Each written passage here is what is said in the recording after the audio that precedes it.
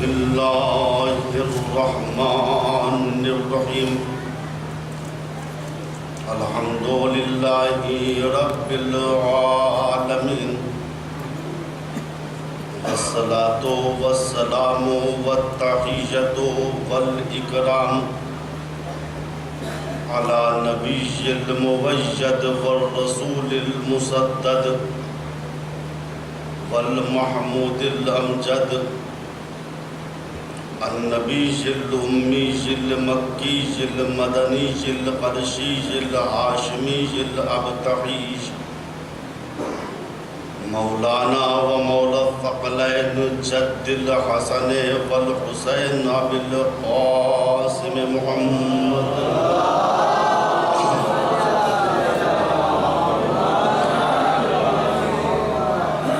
ثم الصلاة على آلہ الطیبین الطاہرین المعصومین المظلومین من الآن الى قیام یوم الدین اما بعد فقط قال اللہ الحکیم بسم اللہ الرحمن الرحیم الذین یبلغون رسالات اللہ ویخشونہ ولا يخشون أحدا إلا الله وكفى بالله حسيبا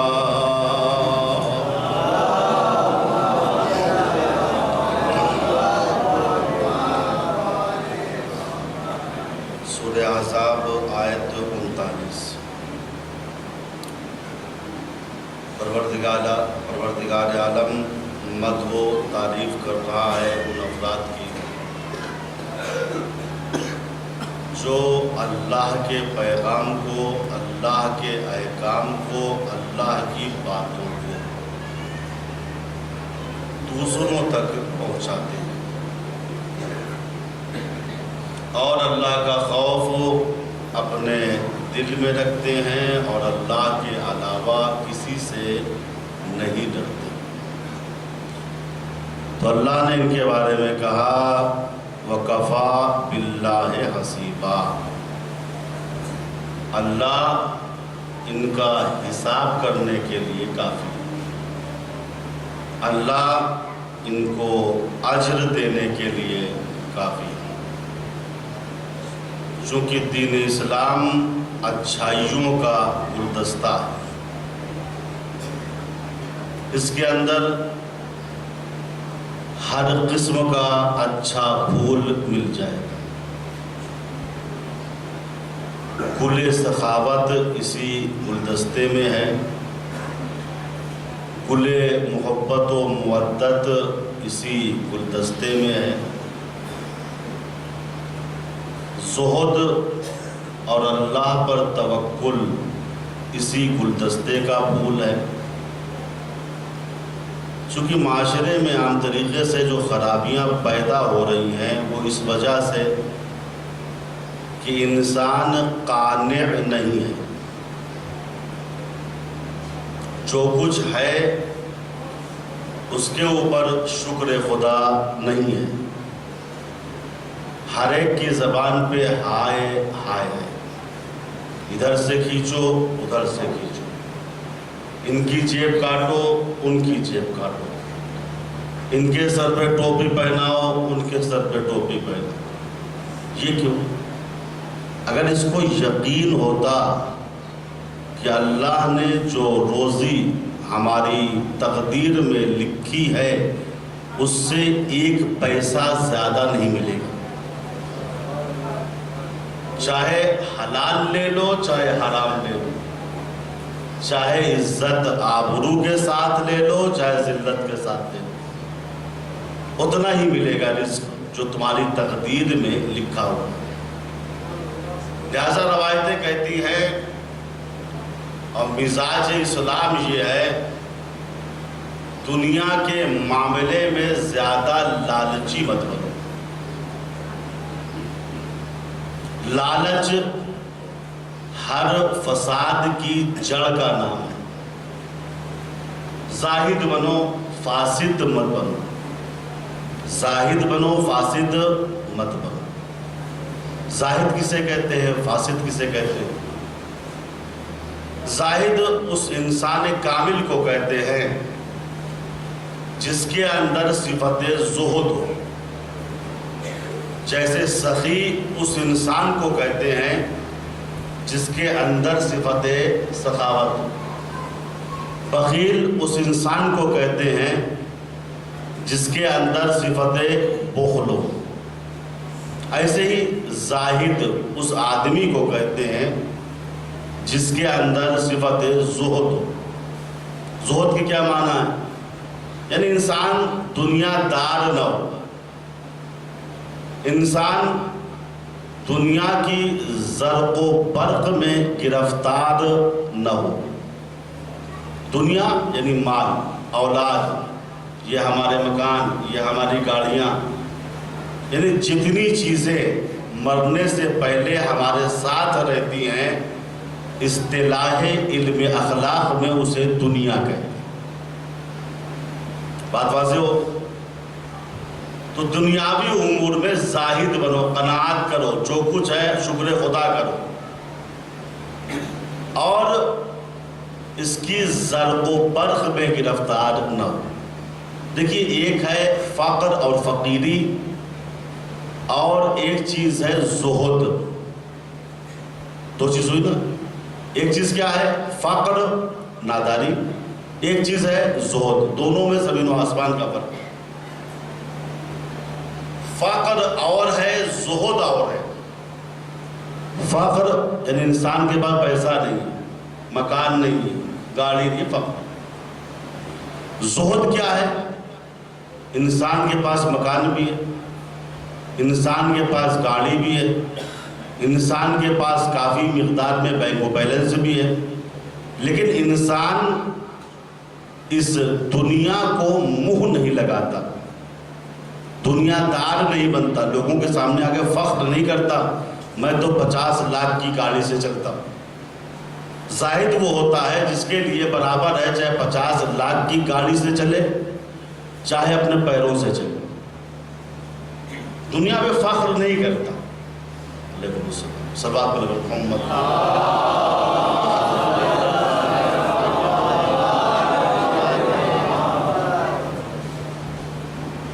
تو فخر نام ہے ناداری کا، نہیں ہے. زہد نام ہے، پیسہ ہے، بینک بیلنس ہے، لیکن توجہ نہیں ہے. ہم بقدر ضرورت اس میں سے استعمال کرتے ہیں، ہم اس کے زرق و برق کے گرفتار نہیں ہیں.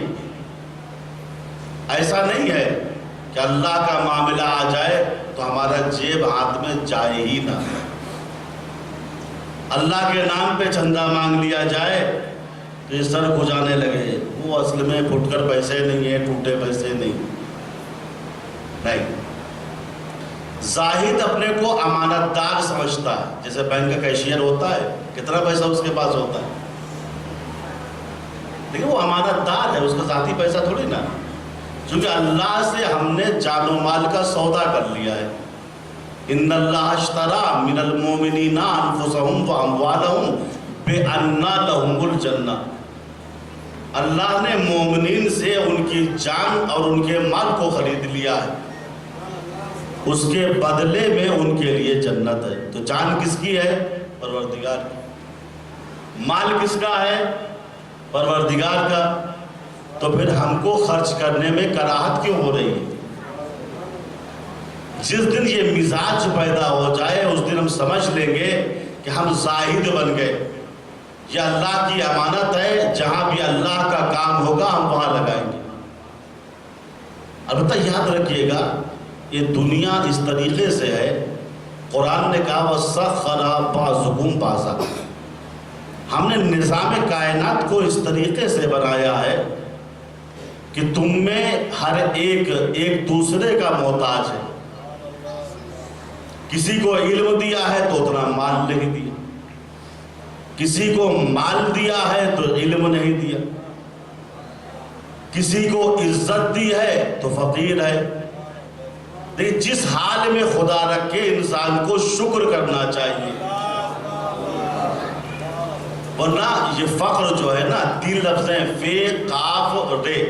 فقر، بہت عظیم لفظ ہیں، بہت عظیم کلمے ہیں یہ۔ بعض بزرگان نے کہا فخر کے معنی جانتے ہو؟ کہا نہیں۔ کہا سنو، فے میں اور کیجیے، فخر میں 3 کلمے، فے قافلے۔ انہوں نے کہا فے سے مراد فقر ہے، فے سے مراد فقر یا فاقہ۔ پھر کہتے ہیں فے سے مراد فاقہ، اور قاف سے مراد قناعت ہے۔ قناعت یعنی جو کچھ اللہ نے دیا ہے شکر اس کا کریں، کافی ہے ہمارے لیے۔ فے سے فاقہ، قاف سے قناعت، رے سے رضائے الہی، یعنی اگر فاقہ قناعت کے ساتھ ہو تو رضائے الہی مل جائے گی۔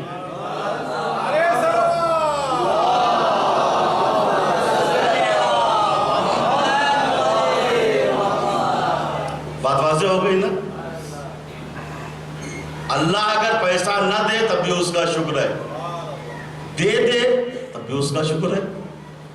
وہ بہتر جانتا ہے اپنے کس بندے کو کب تک کس حال میں رکھنا۔ اسی لیے روایات میں وارد ہوا ہے جب مومنین جنت میں جائیں گے، اچھا عمل انجام دیا، جنت میں چلے گئے، تو جنت میں ان کو اوپر ایک یاقوت کا محل نظر آئے گا۔ جنتی آپس میں کہیں گے بھیا کس کا محل ہے؟ وہ بھی یاقوت احمر، یاقوت سرخ کا محل، اس میں کوئی نبی رہتا ہوگا، سمجھ گئے؟ اس میں کوئی رسول رہتا ہوگا، اس میں کوئی اولوالعزم پیغمبر رہتا ہوگا۔ فرشتوں سے پوچھیں گے مومنین یہ کس کا مکان ہے؟ نبی کا ہے، رسول کا ہے، اولوالعزم پیغمبر کا ہے؟ فرشتے کہیں گے نہیں، یہ فقیر مومن کا ہے، اللہ نے دنیا میں مال اس سے لے لیا تھا، اس کا امتحان لیا تھا، اس نے دوسروں کے سامنے ہاتھ نہیں پھیلایا، اپنے خدا کا بھرم رکھا، لہٰذا اللہ نے اس کو اتنا بلند کیا کہ جنت کے اندر بھی اس کے محل کو اہل جنت اس طریقے سے دیکھ رہے ہیں جیسے اہل دنیا ستاروں کو دیکھتے ہیں۔ تو عزیزو، انسان کو چاہیے دنیاوی امور میں زہد اختیار کرے، دنیاوی چیز کا گرفتار نہ ہو۔ مال کا ہونا الگ ہے، مال سے دل بستگی یہ حب دنیا ہے۔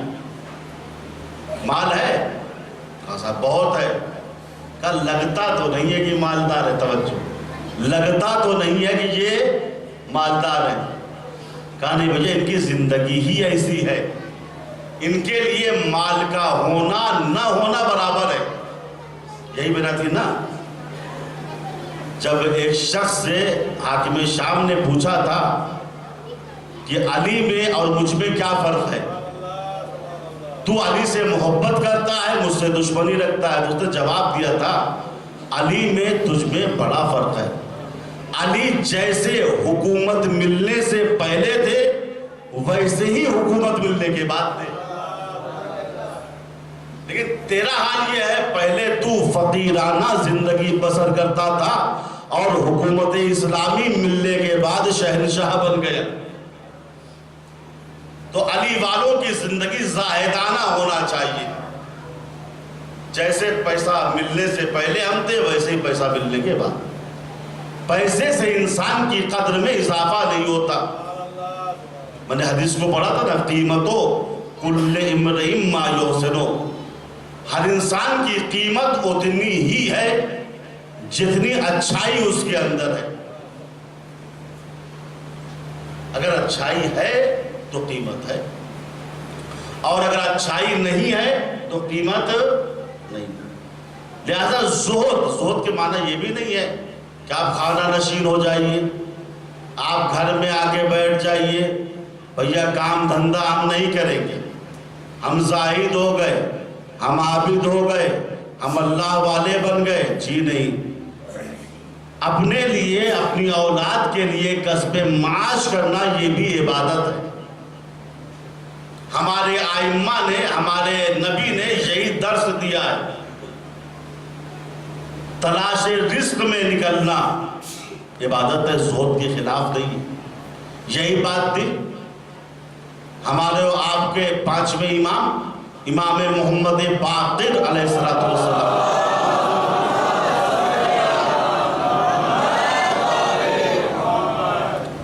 دوپہر کا وقت تھا، اپنی باغ میں کام کر رہے تھے، سورج نصف النہار کو پہنچ گیا تھا. امام کے محلے کا ایک آدمی تھا جس کا نام تھا محمد ابن منقدر. وہ بڑا سیٹھ بنتا تھا، اپنے کو چودھری سمجھتا تھا. اس کا گزر امام کی باغ کی طرف سے ہوا. اس نے دیکھا امام باغ میں پھاڑوا چلا رہے ہیں، کھدائی کر رہے ہیں. اسے بڑا تعجب ہوا، یہ تو امام ہیں، ان کو زاہد ہونا چاہیے، ان کو مصلے پہ ہونا چاہیے، ان کو گھر کے اندر ہونا چاہیے، یہ تو پھاڑوا چلا رہے ہیں، یہ تو باغ میں کھدائی کا کام انجام دے رہے ہیں. اس نے سوچا لاؤ موقع مل گیا، میں امام کو معاذ اللہ رسوا کر دوں. کیا آپ کہتے ہیں حب دنیا دل میں نہیں ہونا چاہیے، اور آپ کے دل میں اتنی حب دنیا ہے کہ دوپہر میں کام کر رہے ہیں، سورج کی پرواہ آپ کو نہیں ہے. محمد ابن منقدر امام کے قریب آتا ہے اور کہتا ہے اے امام محمد باقر، آپ امت کے امام ہیں، آپ پیشوا ہیں، آپ رہبر ہیں، آپ سے یہ بات بڑی بعید ہے کہ آپ دنیا طلب بن گئے. اس دوپہر میں جب ہر انسان آرام کر رہا ہے، آسائش کر رہا ہے، استراحت کر رہا ہے، سائے میں بیٹھا ہوا ہے، آپ دھوپ میں حب دنیا میں دنیا کے لیے کام کر رہے ہیں. معاذ اللہ اگر آپ کو اس وقت موت آ جائے تب کیا ہوگا؟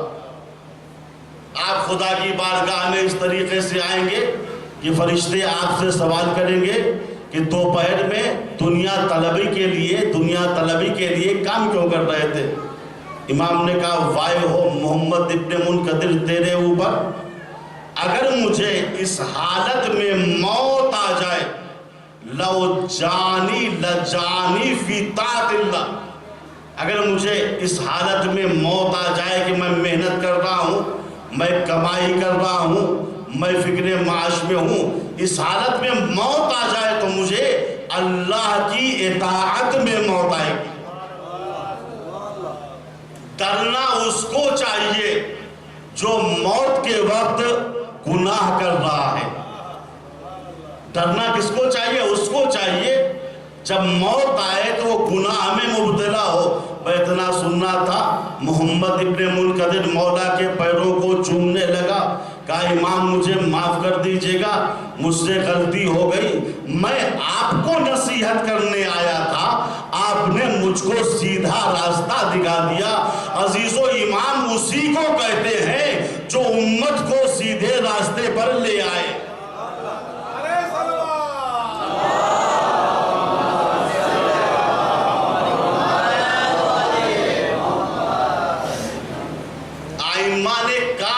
دکھایا ہے، یہ کام کرنا اطاعت خدا ہے، زہد کے خلاف نہیں ہے، تقوی کے خلاف نہیں ہے. اور یہ روایت مختلف علماء نے لکھی کہ مولا کائنات کے دو بڑے باغ تھے، ایک کا نام تھا ابو نیزر، ایک کا نام تھا بغبغا. ابو نیزر نام کا ایک غلام آپ کی باغ میں کام کیا کرتا تھا. ابو نیزر کا بیان ہے ایک دن دوپہر کے وقت علی ابن ابی طالب علیہ السلام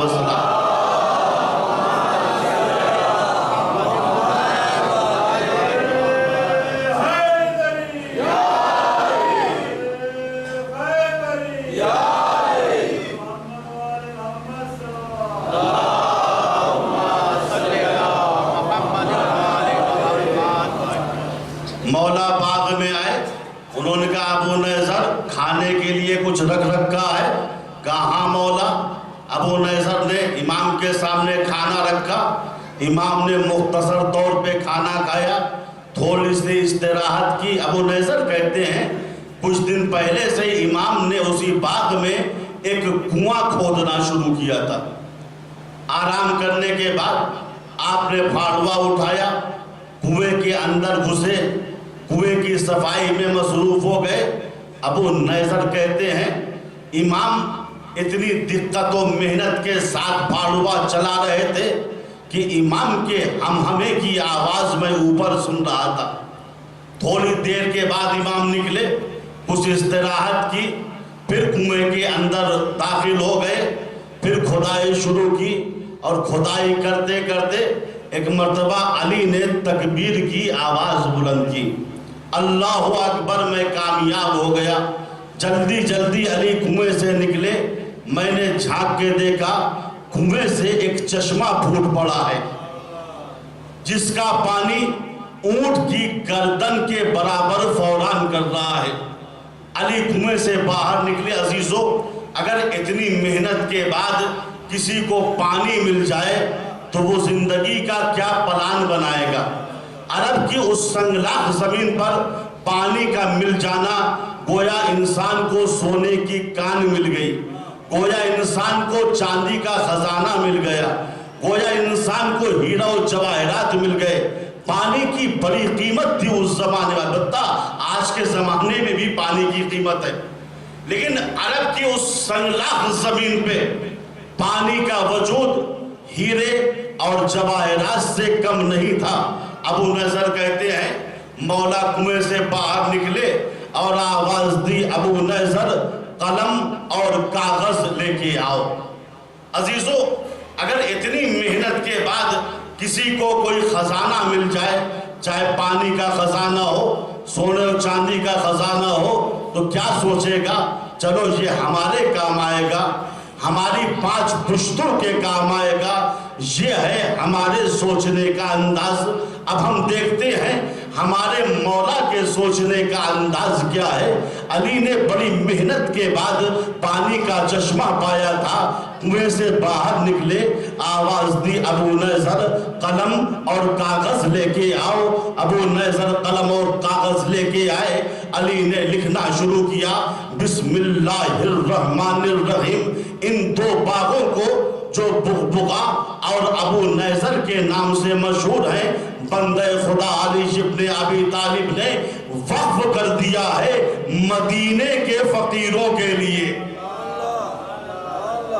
ان 2 باغوں کو علی نے وقف کر دیا ہے مدینے کے فقیروں کے لیے اور راہ چلتے مسافروں کے لیے۔ اس کے معنی یہ ہوئے عزیزو، اگر کوئی ایسا سخی مسلک زاہد امام ہو تو اسے علی کہتے ہیں۔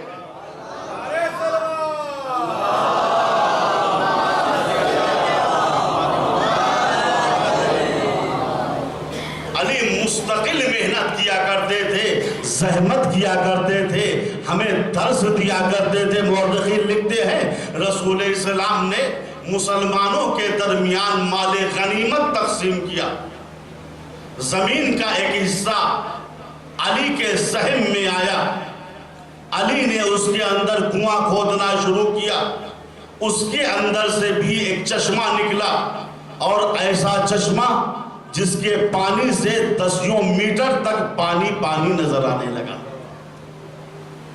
علی نے اس کا نام رکھا عین ینبع، چشمہ جوشاں۔ یہ خبر جب مدینے اور اطراف مدینے میں پھیلی کہ علی کو پانی کا ذخیرہ مل گیا ہے، ایک چشمہ ہے جو علی کو ملا ہے، جس کا پانی اونٹ کی گردن کے برابر فوران کر رہا ہے۔ ایک صاحب آئے جو مدینے کے چودھری تھے، کہا لاؤ علی کو مبارکباد دے دیں۔ علی کے پاس آئے، کہا یا علی مبارک ہو، مبارک ہو، پانی کا بہت بڑا ذخیرہ آپ کے ہاتھ لگ گیا۔ علی نے کہا مجھ کو مبارکباد مت دو، بشر الوارث، بشر الوارث، جو چشمے کا وارث ہے اس کو مبارکباد دو۔ چودھری صاحب گھبرا گئے، یا علی زمین آپ کی، چشمہ آپ نے تلاش کیا، یہ وارث کون بن گیا؟ مولا نے کہا میں نے اس کو اللہ کی راہ میں صدقہ دے دیا ہے، میں نے اس کو کو اللہ کی راہ میں صدقہ دے دیا ہے، اس کو غریبوں کے نام کر دیا ہے، بیت اللہ کے حجاج کے نام کر دیا۔ عزیزو یاد رکھنا، یاد رکھنا، دوسروں کے اموال پر ناجائز قبضہ کرنے والے کو اہل دنیا غنی کہتے ہیں، اور اپنی ذاتی دانائی کو راہ خدا میں وقف کرنے والے کو اہل ایمان علی کہتے ہیں۔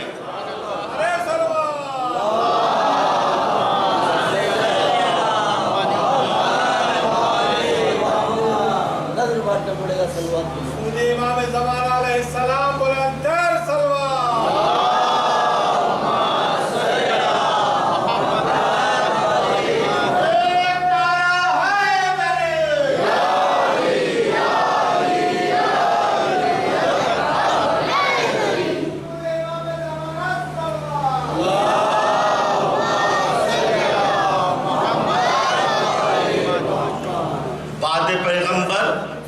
جو علی کو 25 سال کا زمانہ ملا ہے، علی نے اس مدت میں بڑی زحمتیں اٹھائی ہیں، سینکڑوں چشمے تلاش کیے، دسیوں کنویں کھودے ہیں، بڑے بڑے باغ لگائے ہیں۔ یہ روایتیں عام طریقے سے کتابوں میں لکھی ہوئی ہیں کہ ایک ایک وقت میں علی نے 1 لاکھ خرمے کے درخت یا گٹھلیاں لگائی۔ علی کوئی معمولی انسان نہیں تھے۔ لکھا ہے علی ابن ابی طالب اونٹ پہ لاد کے کوئی چیز لے جا رہے تھے، باغ کی طرف جا رہے تھے۔ کسی نے کہا یا علی اونٹ کے اوپر کیا ہے؟ کہا اللہ نے چاہا تو 1 لاکھ خرمے کے درخت ہے۔ کتنے؟ 1 لاکھ خرمے۔ 5ویں امام فرماتے ہیں امیر المومنین نے ان گٹھلیوں کو زمین پہ لگایا، ایک گٹھلی بھی ضائع نہیں ہوئی۔ کچھ دنوں میں 1 لاکھ درخت باغ میں تیار ہو گئے۔ اب دیکھیے یہ روایت ہے، علی جو کماتے تھے وہ دوسروں کے لیے، محنت کرتے تھے دوسروں کے لیے۔ اسی لیے کشاف الحقائق امام جعفر صادق علیہ السلام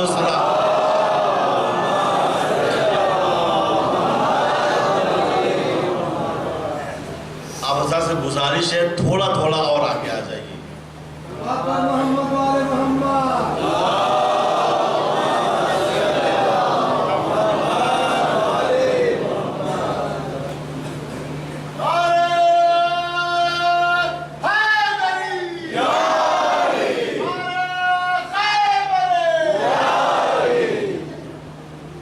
امام فرماتے ہیں ان امیر المومنین علیہ السلام آتقا الفا مملوکن من مالہی وقد یمینے، ہمارے جد علی نے امیر المومنین نے اپنی محنت کی کمائی سے 1000 غلاموں کو آزاد کرایا۔ یہ معمولی چیز نہیں ہے عزیزو، ایک غلام کو آزاد کرانا یہ بھی معنی رکھتا ہے۔ کتنے پیسے کی ضرورت ہے؟ اچھا غلام چھوڑیے، خود اپنے آپ کو آزاد کرانا ہے، اپنے آپ کو آزاد کرانا بھی کار آسان نہیں ہے۔ ذرا 2-4 مہینہ کام دھندہ چھوٹ جائے، نوکری سے نکال دیے جائیے، پھر دیکھیے آٹا و دال کا حال معلوم ہو جائے گا۔ تو اس کے معنی یہ ہے ہمارا اقتصاد صرف یہیں تک پہنچا ہے کہ ہم آج تک اپنے آپ کو آزاد نہیں کرا پائے۔ لیکن علی کا اقتصاد یہ تھا، علی خود بھی آزاد تھے اور اپنی محنت کی کمائی سے آپ نے 1000 غلاموں کو آزاد کرایا تھا۔ اس کے معنی یہ ہوئے جس طریقے سے آپ نام کے علی تھے، اسی طریقے سے آپ کردار کے بھی علی تھے۔ آپ کے پاس پیسے کی کمی نہیں تھی، دانائی کی کمی نہیں تھی، یہ تو اہل دنیا کی ستم ظریفی تھی غیروں کو غنی بنانے کے چکر میں علی کو فقیر دکھا دیا۔ جب علی کے اقتصاد کی بات آئی، کہنے لگے بھیا علی تو یہودی کی باغ میں پانی دیا کرتے تھے۔ عجیب و غریب بات ہے، میں اس روایت کا انکار نہیں کرتا ہوں، لیکن وقت پڑنے پہ اگر انسان کسی کی یہاں کام کر دے تو وہ پوری زندگی کا اس کا اقتصاد نہیں بنتا ہے۔ یہ ہزاروں چشمے جو ہیں، دسیوں کنویں جو ہیں، ایک ایک لاکھ درخت کی باغیں جو ہیں، یہ علی کا اقتصاد نہیں ہے۔ کہا یہودی کی باغ میں کام کرتے تھے، بھیا کیا کسی مسلمان کی باغ نہیں تھی؟ علی اس میں جا کے کام کرتے؟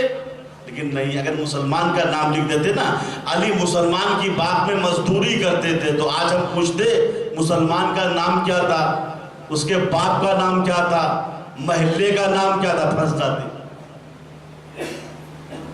کہا یہودی کی باغ میں کام کرتے تھے، چلیے مان لیتے ہیں کر دیا ہوگا 2-4 مرتبہ، لیکن اس کے معنی یہ نہیں علی کا اقتصاد یہی تھا۔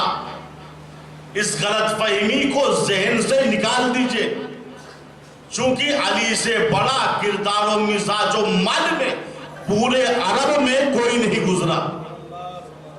لیکن علی کے اندر بات یہ تھی، علی زاہد تھے، دنیا دار نہیں تھے۔ علی کے اندر دکھاوا نہیں تھا ہم آپ کیا، بلکہ جو اس زمانے میں اصحاب پیغمبر رہتے تھے وہ بھی شک و شبہ میں پڑے رہتے تھے، علی کے پاس مال دنیا ہے یا نہیں۔ طلحہ و زبیر رسول کے 2 صحابی ہیں، ایک دن آپس میں کہنے لگے میاں علی حکومت میں نہیں آئے، معاملہ خراب ہو گیا۔ 24-25 سال کا زمانہ گزر گیا، دین اسلام کو جو ترقی کرنی چاہیے تھی وہ ترقی نہیں ہوئی۔ لیکن کیا کیا جائے، علی کا ساتھ کیا دیا جائے؟ علی کے پاس تو پیسہ کوڑی ہے ہی نہیں، علی کے پاس پیسہ۔ علی کے ایک کارندے نے ان کی باتوں کو سن لیا، مولا کے پاس آیا، مولا طلحہ و زبیر یہ کہہ رہے ہیں کہ آپ کے پاس پیسہ نہیں ہے، مال نہیں ہے۔ لکھا ہے علی کے دل پر یہ بات لگ گئی، چونکہ مال کا نہ ہونا یہ فقر ہے، مال ہو لیکن انسان منہ نہ لگائے یہ زہد ہے۔ امام زاہد تھے، فقیر نہیں تھے۔ امام نے کہا اچھا کہا، طلحہ و زبیر نے کہا جاؤ جتنا بھی غلہ ہے اس ٹائم جا کے بازار میں بیچو۔ اس روایت کو شیخ عبدالاسلام گلینی نے کافی میں نقل کیا۔ مولا کے کارندے بازار میں گئے، جب غلہ بیچ کے آئے تو غلہ 1 لاکھ درہموں میں بکا۔ درہم اس زمانے میں چاندی کا ہوتا تھا۔ 1 لاکھ چاندی کے درہم مولا کے کارندے مولا کے پاس لے کے آئے۔ غور کیجیے، اگر ایک چاندی کا سکہ 500 روپے کا رکھ لیجیے تو سیدھے سیدھے کتنے بنتے ہیں؟ 5 کروڑ روپے۔ اور یہ بھی علی کی 1-2 سال کی درآمد نہیں تھی۔ جب بات کی بات آتی ہے نا، آپ کے پاس کتنا ہے نکالیے، تو اس وقت جو کچھ گھر میں ہوتا ہے وہی انسان نکال لیتا ہے۔ 2-4 سال کی درآمد نہیں، چند دنوں کی درآمد تھی۔ 1 لاکھ درہم چاندی کے کارندے لے کے آئے، علی کے حوالے کرتے۔ علی نے کہا ہاتھ میں مت دو، زمین پہ بکھیر دو۔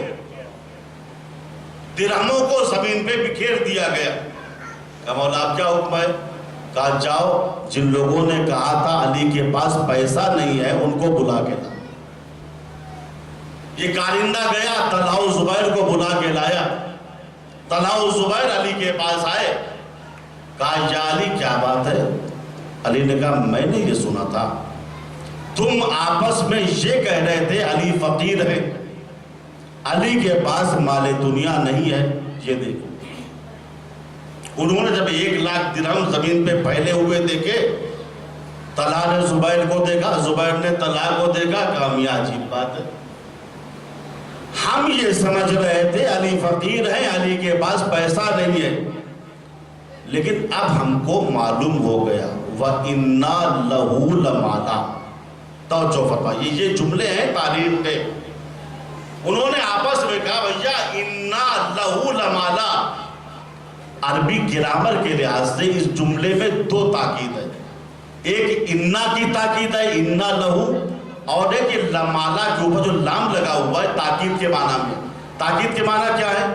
گویا تاکید کے معنی یہ ہے کہ انسان ایک کلمہ تاکید کے ساتھ کہے تو گویا اس نے 2 مرتبہ کہا، 2 تاکیدی آ جائے تو گویا اس نے 4 مرتبہ اس کلمے کو کہا ہے۔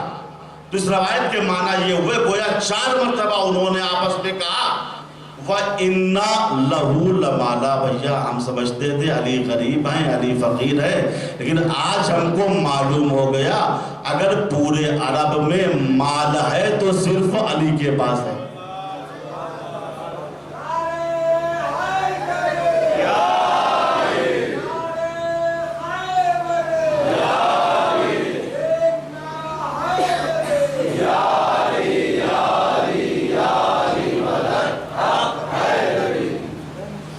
کہنے لگے بھیا اِنَّا لَهُ لَمَالًا، فلاں کے پاس بھی مال ہے، فلاں کے پاس بھی مال ہے، لیکن جو مال علی کے پاس ہے وہ مال کسی کے پاس نہیں۔ مولا نے کہا سنو یاد رکھنا، واللہ خدا کی قسم یہ وہ مال ہے جس کو میں نے اپنی محنت سے کمایا ہے۔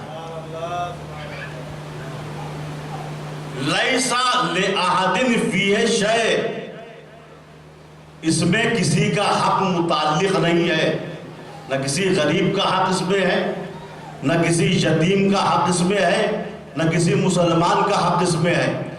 میں نے اپنی ذاتی محنت کی کمائی سے اس مال کو کمایا ہے۔ مولا اشارہ کر رہے ہیں مال تو بہت لوگوں کے پاس ہوتا ہے، لیکن دیکھو ذاتی مال کتنا ہے۔ مال کا ہونا اور ہے ذاتی مال کا ہونا۔ انہوں نے کہا نہیں علی ہم سمجھ گئے، آپس میں کہنے لگے بھیا چلو چلو چلو اِنَّا لَهُ لَمَالًا، مال تو صرف علی کے پاس ہے۔ یاد رکھنا مال کا غنی ہونا اور ہوتا ہے، حقیقت میں غنی ہونا اور ہوتا ہے۔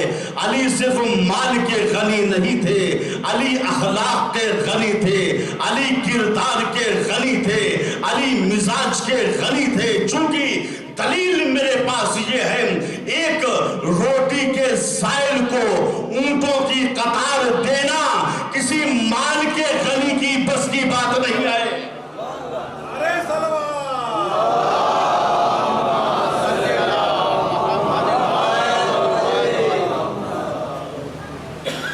علی صرف مال کے غنی نہیں تھے، علی اخلاق کے غنی تھے،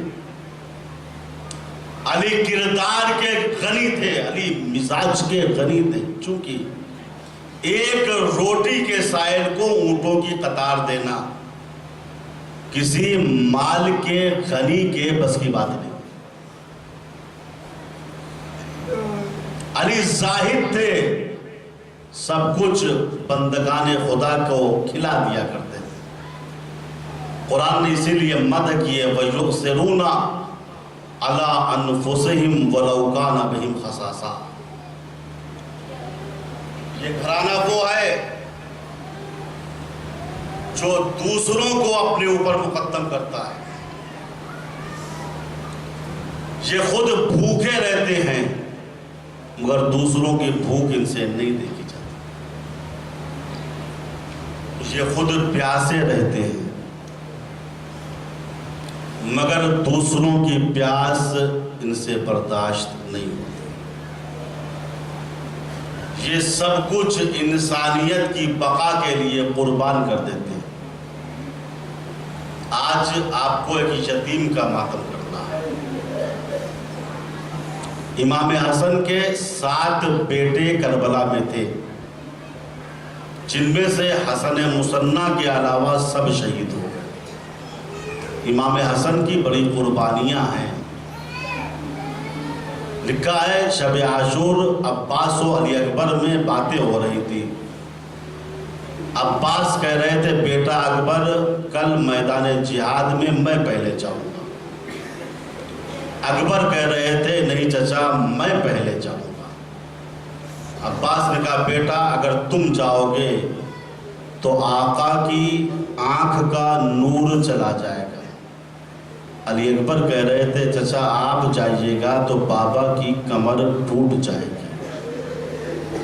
ابھی عباس و علی اکبر میں یہ باتیں ہو رہی تھی. ایک مرتبہ خیمے کا پردہ اٹھا, ایک 14 برس کا بچہ باہر آیا. اس نے ہاتھ جوڑ کے کہا میرے چچا نہ پہلے آپ جائیے گا, نہ بھیا اکبر پہلے آپ جائیے گا, سب سے پہلے میدان میں یہ قاسم جائے گا. میں یتیم ہوں, میرے مرنے سے کچھ نہ ہوگا, نہ کمر ٹوٹے گی نہ آنکھوں کا نور جائے گا. بس ابھی قاسم یہ جملہ کہہ رہے تھے, حسین ابن علی خیمے سے نکلے, قاسم کو گلے سے لگا لیا. میرے لال قاسم یہ تم نے کیا کہہ دیا؟ بیٹا میں تمہیں اکبر سے کم نہیں چاہتا ہوں. اجرکم اللہ ذاتارو, قاسم کا ماتم علی اکبر سے کم مت کیجیے گا, چونکہ قاسم یتیم ہیں, یتیم کا دل چھوٹا ہو.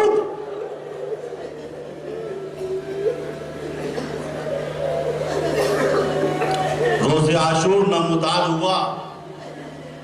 ہر شہید کے بعد قاسم آ کے حسین سے کہتے تھے چچا مجھے بھی مرنے کی اجازت دے دیجئے. علامہ شوشتری لکھتے ہیں لم یزل الغلام یقبل وجدیہ حتی اذن لا. قاسم نے اپنے چچا کے اتنے ہاتھ پاؤں چومے کہ حسین اجازت دینے پہ مجبور ہو گئے. حسین نے اجازت دی قاسم کو, پھر سجایا اپنے ہاتھوں سے. حسین نے قاسم کو سجایا تھا. سر پہ امام حسن کا امامہ رکھا. ثم البسا ثیابہ بصورت الکفن, پھر امام حسن کا کرتا کفن کی شکل میں پہنایا. قاسم کو آغوش میں لیا, گھوڑے پہ بٹھلایا. بہت دور تک قاسم کو رخصت کرنے کے لیے حسین چل رہے تھے اور کہتے جا رہے تھے تمشی برجلک الی الموت یا بنیا, اے میرے لال اپنے پیروں سے چل کے تم موت کی طرف جا رہے ہو. قاسم مقتل میں آتے ہیں, جہاد کرتے ہیں. جو بھی یتیم حسن کے سامنے آتا ہے واصل جہنم ہو جاتا ہے. پسرے سعد نے ارزق نامی پہلوان سے کہا اے ارزق تیری نمک حلالی کس دن کام آئے گی, جا اور اس بچے کا کام تمام کر دے. ارزق نے کہا میرے 4 بیٹے ہیں, میں ان میں سے کسی کو بھیجوں گا اور بچے کا کام تمام ہو جائے گا. لکھا ہے ارزق کا پہلا بیٹا آیا, واصل جہنم ہو گیا. دوسرا اور تیسرا بیٹا آیا, واصل جہنم ہو گیا. چوتھا بیٹا آیا, قاسم نے ایک ہی وار میں واصل جہنم کر دیا. ارزق آیا, ارزق کو بھی واصل جہنم کر دیا. اب جو قاسم کی شجاعت لشکر کوفہ و شام نے دیکھی گھبرانے لگے.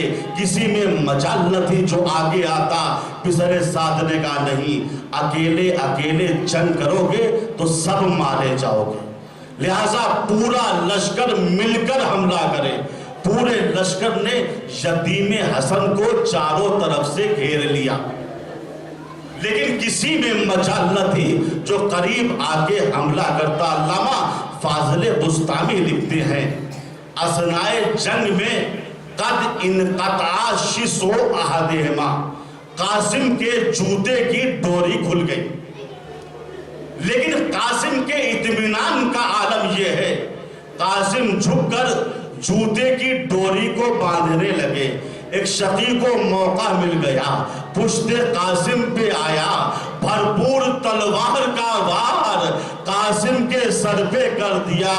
ہائے یتیم حسن گھوڑے پہ ڈگمگانے لگا, منہ کے بل زمین پہ آیا, آواز دی یا اماں ہو ادرکنی. میرے چچا میری مدد کیجئے فجل الحسین کما یجلی سقر باز شکاری کی طریقے سے حسین قاسم کی مدد کے لیے دوڑے قاسم کے قاتل عمر سعد عضدی نے دیکھا حسین ابھی دور ہے اس ملعون نے تلوار نکالی قاسم کا گلا کاٹنا شروع کر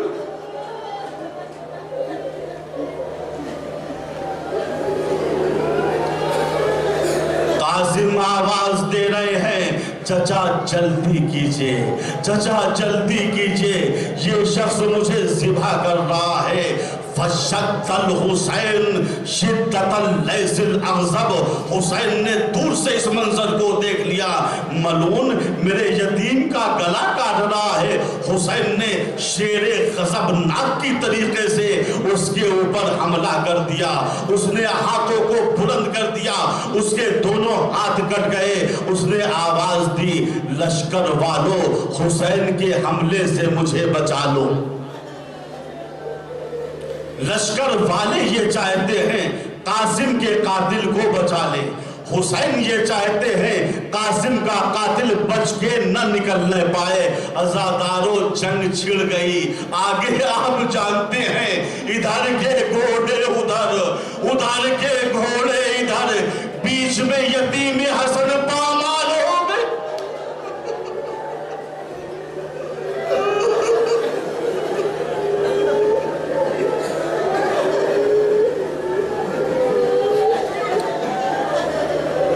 حمید ابن مسلم کہتا ہے فَلَمَّنْ جَلَّتِ الْغَبْرَا فَإِذَا حُسَيْن قَائِمٌ عَلَى رَاسِ الْغُلَامِ جب غبار ٹھہرا تو میں نے دیکھا حسین قاسم کے سرہانے کھڑے ہوئے رو رہے ہیں اور رو رو کہہ رہے ہیں میرے لال قاسم مجھے معاف کر دینا میں زندگی میں تمہاری مدد نہ کر